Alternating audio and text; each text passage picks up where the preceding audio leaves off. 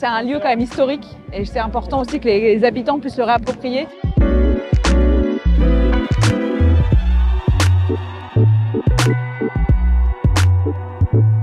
Je passais, comme beaucoup de Nantais, devant ce lieu pendant de nombreuses années. Je le trouvais beau.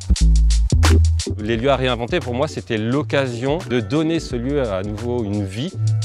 Le projet, principalement, réinvestir le lieu à travers son histoire, expliquer l'histoire du quartier et la fonction du pigeonnier, et de relancer le potager urbain, tout ça en s'appuyant sur le tissu local et associatif. Ah bah c'est extra, c'est notre patrimoine. Hein. Ça va permettre aux gens de se rencontrer, ça va permettre d'échanger. J'espère et je pense que ça va être un beau lieu convivial.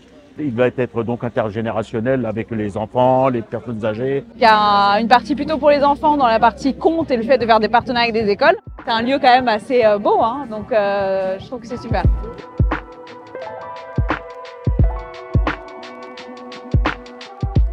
C'est un lieu magique, très haut de plafond, il y a cette odeur, il y a cette luminosité qui se prête beaucoup pour faire vivre des contes merveilleux. L'été dernier, il y a eu 200 enfants qui ont pu assister. Lire un conte dans un lieu pareil et l'écouter, c'est pas la même chose que le faire dans une salle tout à fait classique.